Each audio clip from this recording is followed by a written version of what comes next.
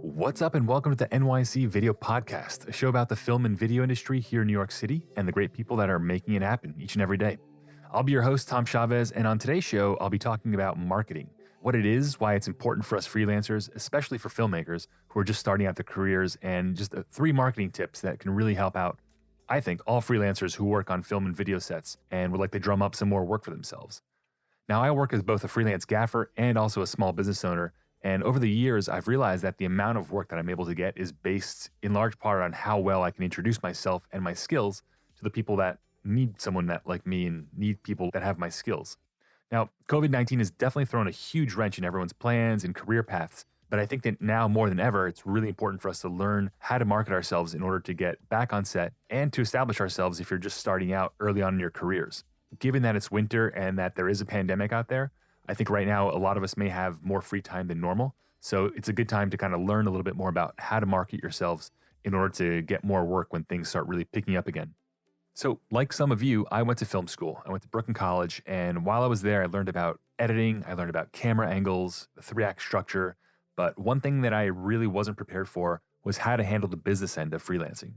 Now, as a freelancer, we need to run our careers like a business. We need to budget our money. We need to market our services. We need to actively seek out new customers to keep the ship afloat. Work won't just come to us. We actively need to be hunting for it and be able to find work, or else we're going to starve.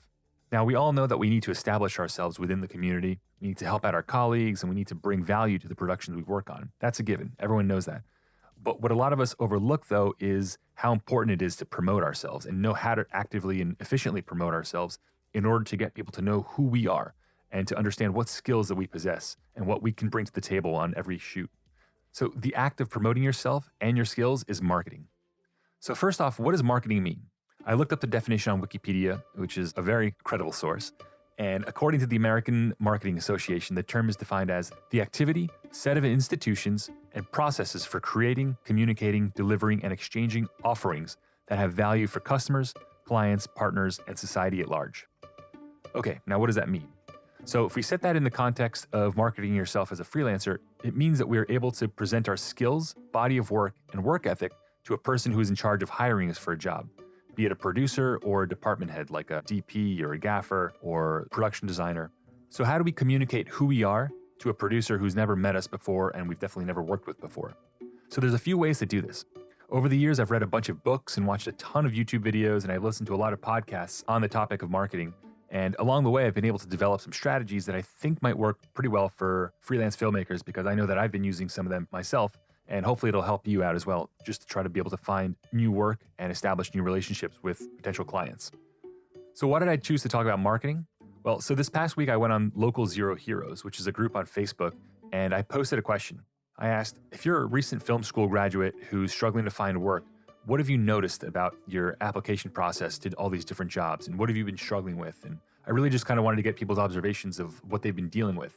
And within a few hours, I saw about 70 replies to that simple question. I saw a bunch of recent film school majors who moved to New York, some of them who even graduated here in New York, and who left film school and haven't been able to get on set since June or May of last year. So it's definitely a topic that I think a lot of people are struggling with right now. I worry that a lot of filmmakers who just graduated are going to really struggle to find a lot of work, and they're just going to transfer out to other careers because of them just not being prepared to handle a freelance lifestyle. So marketing is very important because, like I said, it's going to try to introduce who you are and your skills and experience to producers who can ultimately get you work. And I know that working as a freelancer is hard enough on its own, let alone in the midst of a pandemic and also in the middle of winter. So it's really important, I think, for us to start learning how to market ourselves properly and be able to drum up more work. So that's why I'm here and I'm talking about the topic of marketing today. I can't personally offer a bunch of jobs to filmmakers who are really hungry for work, but I can try to teach you a few useful skills that I think if you use them properly and you stick to it, it'll hopefully help you get more work. So let's go ahead and jump into 3 marketing tips for freelance filmmakers. It's shameless plug time. This week's episode is sponsored by yours truly, Tom Chavez, and my video lighting company, Mastershot Films. Since 2008, tons of productions have entrusted the Mastershot team to handle all things lighting on their interview and social media videos. The Mastershot crew of gaffers and key grips deliver and operate lighting and grip equipment throughout New York and New Jersey in our 2-ton vans. Visit our website to see a virtual tour of our vans and gear. I'll drop the link in the show notes. And for the month of February, our listeners will get 25% off their first booking by mentioning the promo code COVIDBLOWS. Use the code, save some dough, and let's get back to work. And now, back to the show. Okay, so the first one is a website. So back in the day, artists used to carry around these like little black folding portfolios that had all of their work inside them. And when they would arrive at a job interview or meet with a client, they could really easily open it up and show all of their work, which was like labeled, it was indexed, and it was really neatly organized. And it made it really easy for the employer to look at their work and to hire them based on the quality of their work and everything. But just having that ability to really quickly and easily lay out everything that you do in one simple fashion is an amazing thing. And the modern version of that is a website. So there are services like Google, Wix, Squarespace, WordPress. All of them offer like a free option, I believe, on how to make a website. And it's fairly easy. If you know how to turn on a computer and send an email, you can figure out how to build a website on one of these platforms pretty easily. Again, if you're just starting out, do not pay for one. Just get a free basic version because you don't need all the bells and whistles. You just need some basic web presence in order to kind of store all of your work and show the world who you are in a professional light. It'll probably take you about a day or two to put together, but trust me, right now, like I said, a lot of us probably have some extra free time, so it's well worth the investment to just take a day or two, lay everything out, put everything that you have so far in one place, and keep it there in order to show employers and show department heads who are going to be looking at you to hopefully hire you for positions when work really picks up again. So if you've worked as a production assistant on any professional or even student films, list it on your website. List any IMDb links, list YouTube trailers. You want to basically make your website as media rich as possible. A traditional resume is mostly just text. Maybe if you have a couple infographics, but it's mostly just text. Producers hate reading resumes, I think, because it's just hard, it's dense. Everyone formats it differently, so they're constantly looking for different things. But when you go to someone's website, what's cool about it is that you can include photos, you can include videos, you can include links to interesting projects that you've worked on. And to me, whenever I see a person that's applying to me and they have a website, there's a 99% chance that I'm going to click on that person's website to learn more about them. I can't learn that much from a piece of paper, but if I can see how involved you are in creating a website and including different kinds of media that you've worked on, to me, that says a lot more about the production assistant or whoever that's applying for the job. So yeah, if you're a production assistant or a recent film school graduate, try and use your website to list your IMDb links. Show YouTube trailers of projects that you've worked on. Even if it was a student film, it's better than nothing. I'd rather look at a trailer of a student film as opposed to just reading about it on a resume. So it's a really good opportunity for you to be able to share any kind of media that you've created or been a part of in the creation. If you don't feel comfortable listing the trailer because you didn't necessarily shoot a project, I would say email the cinematographer or the director of the project or the producer of the project and ask them permission. Hey, I worked on this project, last fall or, last spring. Would you mind if I listed this on my website as examples of my production assistant work? Because I was really proud of the work that I did on it. And I'm really happy about how it came out. And that alone would flatter a department head or a producer. And that also is an icebreaker. It may lead to more conversations and hopefully can get you more work just by emailing them and asking them for permission. So just a thought. One thing that you want to do when you create a website is to have a custom URL name to the website. So this might cost you a couple bucks because you may need to buy the name of your website. You want to make that name as easy as possible for someone to spell out and or to share with someone. So if I'm a producer and a buddy of mine asks me, hey, do you know of any good production assistants? I can say, yeah, hire this person and go to their website. And I can say it to them very easily. So an example of this is if my name is Demetrius Spiluski, it may be hard for someone to spell DemetriusSpiluski.com. I mean, it's hard to say it, let alone spell it. So if Demetrius is art director, he may want to make his URL artdirector.nyc or NYC art director, because even though it's not his name, it's a really easy URL that he can just tell someone over the phone or share it via email, and then someone else can just type it into their browser and check out their website. Also, if you have a resume, which I definitely think you should have a resume if you're a freelancer, be sure to host it on your website. It's a great way for producers to just see who you are, learn about you, and also, if they want to, check out your resume to see the body of work that you've worked on in the past. Also, with your resume, you want to make any kind of links clickable. So in addition to having the resume on your website, if you have IMDb trailers or YouTube links listed on your resume, you want to make sure that those are actively clickable links, because in addition to sending people your website, you may just be emailing people links to your resume. And when I receive a resume, I don't want to see, hey, he worked on this movie trailer on YouTube, and then have to go to YouTube and type in the trailer name. I'd rather just be able to click on that link in my email box and see the examples of work that this production assistant or whoever has worked on, It just makes my life a lot easier. So you want to make it as easy as possible for an employer to see your resume and also see examples of your work that are listed on your resume. In addition to having a website, you also want to be able to promote your website. You want people to know that you have a website. Most people these days, they have some form of social media, whether it's Facebook, Instagram, or LinkedIn, Snapchat, whatever. You should always use your social media to link people to go to your website. I may not necessarily be searching for dimitrispoluski.com or nycartdirector.com, but if I'm on your social media page and I see that you have a website and I click on it, it'll take me there and I'll know that you have a website. So if 2 weeks from now, if someone asks me for a good art director, I can send them a link to your website because I found you through your social media. But that's actually an interesting thing that I've noticed is you should use your Facebook, your Twitter, your Instagram to link people to go to your website, but you may not necessarily want to link people from your website back to your social media. Why? Because your website is a place where you store all of your professional stuff. So you have your photo, you have your bio, you have examples of your professional career and work on there.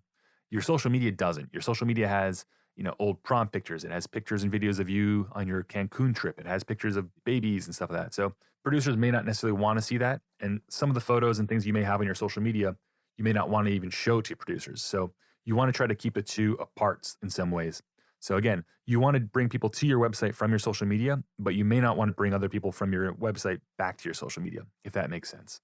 So just keep that in mind and use your best judgment. If you're going to share examples of your work through Instagram, you can link that to your website and send people to your Instagram because it has examples of your work, but you may not necessarily want to send them to your Snapchat or to your Twitter because you have all out arguments about politics and sensitive subjects on there. So that could be a turnoff to some employers. So again, you want to try to use your best judgment and know which links to include and which social media links to not include on your website. So when I recently asked on Local Zero Heroes, should people have a website? I was really surprised because I saw several people saying that no, most people don't need a website. It's irrelevant and you probably don't need one. And I disagree with that. I think that because they're free and because they're so easy to make these days, everyone should have one because your website will actively market you while you're asleep. You don't have to be out there pushing your website and pushing your work. If I'm your friend and someone is looking for someone with your skills, I can share your website with an employer and then that employer will hire you. You didn't need to lift a finger after you created the website to get that work. So again, having just a simple website to just show off your work to people will do you way more good than bad. In the process of also searching for websites that different freelancers and filmmakers have here in New York, I came across two that really jumped out at me. One of them is sarahgwolf.com and the other one is amyrwilliams.com. I'll put links to both of them in the show notes below, but it's sarahgwolf.com and amyrwilliams.com. One of them is a producer, one of them is a production designer, and both of these ladies do an amazing job of presenting themselves, showing off their skills, and encouraging people to get in contact with them. They make it really easy for people to know who they are and how to reach them. And that's the amazing part of a website. The resume could probably do the same thing, but their websites are just so much richer. They have really good photos. They have examples of their work. Sarah has an amazing resume.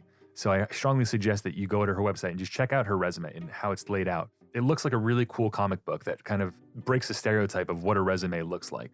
Traditionally, it's just a simple, standard, Microsoft Word template. She actually took a lot of time and energy to create a really, really well-crafted resume. So if you're looking for an example of how to make an interesting-looking resume, check out Sarah's website. So building a website is a really important part of marketing yourself as a freelance filmmaker. But I think the next really important component is to stay in contact with people, is constantly be emailing people, sometimes calling people, and just staying on people's radar. There's something called CRM, which stands for Customer Relations Management.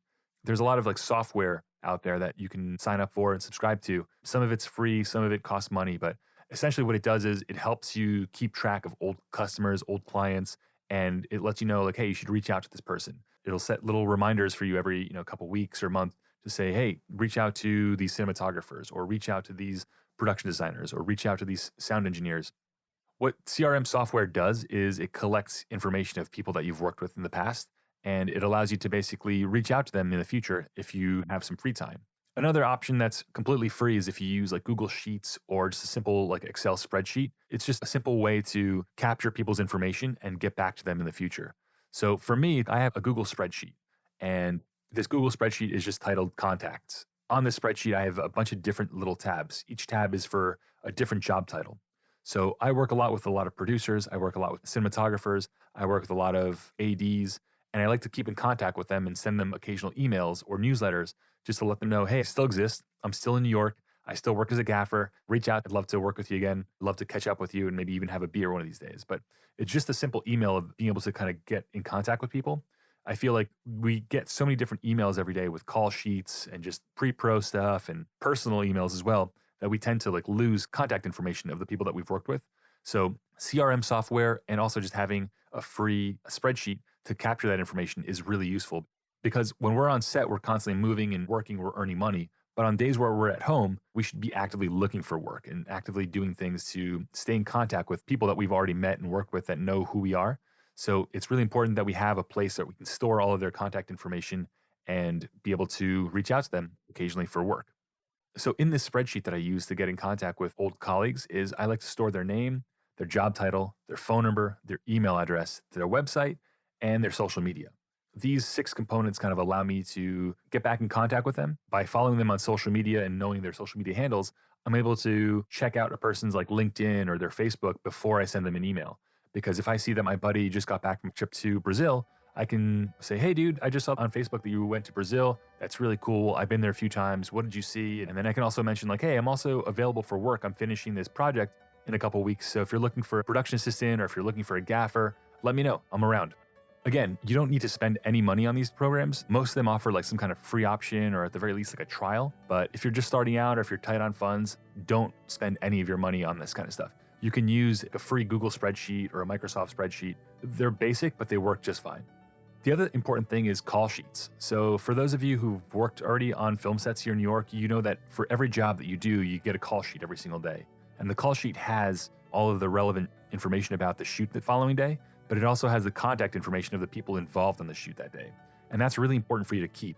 So as a freelance filmmaker, over the years, I've realized that I shouldn't be deleting or forgetting about these call sheets. One of the things that I do is I create a little folder in my Gmail inbox and I basically just save a lot of these call sheets. So that way, if in the future, if I decide that I want to transition into becoming an art director, I can reach out to old art directors that I've worked with and let them know like, hey, we work together, you know me as a gaffer, but I'm also transitioning into an art director. And I'd like to try to work with you or learn from you how to work as an art director. And then when I get to the point where I can start billing myself as an art director, I can let them know like, now that I'm an art director, if I get work and I'm unavailable, I'll try to pass it off to you. And oftentimes my competitors will pass off their work to me because they know that I do the same thing and that I've kicked them work, so they return it to me. But just by having all of the contact information from old art directors or gaffers or whatever, it's just an easy way to reach back out to people that you haven't seen in months or even years and just kind of reestablish relationships with people. So let's say I want to start working in grip and electric as a lighting technician. The first thing I would do when I get the call sheet is I would open up my spreadsheet and save the contact information for the gaffer, the key grip, the best boy electric, the best boy grip, whatever. Anyone in the G&E department, I would save their information. So in a week's time or 2 weeks, I can email all of them individually, say thank you for having, let me work closely with you. I learned a lot from working with you. And if you ever have any opportunities where you need someone, even though I'm green, I would love to work out. I'd love to shadow you guys and be able to help out in any capacity. That's the importance of storing people's contact information in a database for you to be able to call back on in a couple weeks or even a month. If you want to start working in camera department, at the end of the shoot, you would go through the call sheet and store the names of the DP and the AC and anyone else involved in camera department and do the same thing. Just email them, let them know that you're interested in camera, send them a link to your website and or your resume, and just let them know that if they need someone in the future, that you're available. Always be sure to save the producer and the AD. It's amazing how many times an AD or a producer have called me up the day before or 2 days before a job because they desperately needed a gaffer. I constantly try to keep in contact with a lot of my AD and producer friends. So just being able to have them in your database and reach out to them occasionally, you stay top of mind and you're able to be called upon when they need someone last minute, or if you're lucky, they'll call you ahead of time. But just being able to reach out to them occasionally makes you top of mind. Also, the last thing I'm going to say about call sheets is in addition to saving the names of employers like producers or department heads, let's say I was a production assistant and I worked with a really great production assistant on a production, I'm going to save her number because I know that she's super sharp and that she works really hard. So if I get a call and I'm booked, I can recommend her to the job that I'm not available for. And by doing that, you kind of create a bond with someone because you trust them, you're giving them work, and they're going to do the same thing for you, hopefully. when they get jobs and they're double booked, they'll kick those jobs over to you. I'd say probably about 5 to 7% of the jobs that I do are referrals from other gaffers that send me work, because I know that I've worked with a handful of gaffers throughout my career and I've heard good things about other gaffers. So I try to constantly send out jobs where I can't attend to my competitors, because I know that they're going to return the favor when they're double booked. So in summary, save the names and numbers and contact information for people that can hire you, but also your colleagues that do the same thing as you, because it's another way to get work really easily. Okay, so we mentioned websites and we also mentioned like CRM, customer relations management. The last final thing that I'm going to mention is email and signatures. So this is probably the easiest thing that you could possibly do, because again, it markets you in every single email that you send out. I've noticed that when I email with a lot of producers and freelancers, at the bottom of their email address, they have a signature which states their name, it states their job title, their phone number, their website, and between 1 and 3 links of social media of what they want to share with customers or with their employers or with the world. They share 1 to 3 social media links that usually have examples of their work somewhere on there, whether it's LinkedIn, Instagram, sometimes on Facebook or whatever, but it's different links. So the cool thing about setting an email signature is you basically brand yourself. So every email that you send to a producer or to another production assistant or to a cinematographer or to whoever, you're letting them know at the bottom of your email who you are and what you do. And it also makes it really easy for them to be able to get in contact with you. If 2 weeks from now, if I'm looking for, let's say, a production assistant, I know that I can type in Sarah, and as soon as you come up in my email, I don't need to click on the link that goes here, that goes there, that goes there to get your phone number. Really quickly, I can see that it's at the bottom of your email, and then I can get in contact with you. Years ago, I had a producer send me an email saying that he was trying to get in contact with me, that he wanted to hire me for a job, but he didn't know what my phone number was. And just that simple act kind of made him work harder to try to find me. A lot of other producers, if they were just really slammed and they couldn't have found my phone number, they would have just forgotten me and hired the next guy. But luckily, that producer and I had worked with each other, and he was able to get in contact with me, and I was able to eventually get that job. But again, just make it as easy as possible for producers or employers to give you work. It's as simple as making a signature at the bottom of your email that gets sent out with every email that you send. And in your signature, like I mentioned, having a website, including your website is really important, because when you're just starting out your career, you're going to be emailing copies of your resume to a bunch of different people. And resumes are great. They're, again, a really good, concise way to state what you've done and who you are. But if you're able to apply for a job with a resume and you also have a link in your signature to go into your website, as a person who's listed jobs and gotten hit with like hundreds of applicants, I usually give priority to people that have a simple website, because instead of downloading the form and having to open it up, I can just click on a link. It'll take me straight to their website. I can see their resume on their website. I can also learn more about them, and I can also see links of things that they've worked on. So again, including a little website link in your signature is super, super, super helpful. Another really important thing is getting a professional photo of yourself. And this sounds kind of weird, but having a simple professional photo of yourself goes a long way. If you look at most about sections on people's websites, you'll see that the person has a picture of themselves next to their body of work or next to their resume. And having a simple photo of yourself is just a really personable way of establishing yourself in the mind of the person that's going to be hiring you. So try and hire a professional photographer to take your photos. Here in New York, I've worked as a photographer. I know that whenever I get a new light or I pick up a new lens, the first thing I want to do is go test it out and shoot people. But all my buddies may be booked. So what I would recommend is if you join just photographer groups on Facebook, I'm pretty sure you can land either a free headshot or a really cheap headshot through those photo forums. And at the very least, you can also do like a work barter. So being able to kind of exchange the skills that you have and help out the photographer, and hopefully the photographer can help you out with some free headshot or professional photo. Okay, so just to recap, every freelancer should try and build a website, implement CRM some way into their workflow to keep in contact with like freelancers and employers, and also have a really good email signature that has your name, your job title, phone number, website, and some social media links to show off the work that you do. The main thing that this whole marketing thing comes down to is being top of mind. You work with people, you do a good job, and you bond on set. But usually after a couple weeks or a month or several months away from each other, you tend to forget that person because you're dealing with so many different things each and every day on set. So it's really good and useful to be top of mind for people. And by doing that, you should have a good website. You should have a good email signature, and you should implement those CRM tips that I mentioned about the call sheet and all that stuff. Okay, so that just about wraps up today's talk on marketing for freelance filmmakers here in New York. I dropped some links below for Sarah and Amy, those two people that I mentioned earlier in the website portion in the show notes. So be sure to check out their websites to get some inspiration. I'll also try to include just a few other YouTube links of useful marketing videos that will help you hopefully market yourselves to producers and other employers in the industry. And if you have any questions, feel free to reach out to me via Facebook on our Facebook page, which is NYC Video Podcast. I'm Tom Chavez, and you've been listening to the NYC Video Podcast. Thanks so much, and I'll see you on set.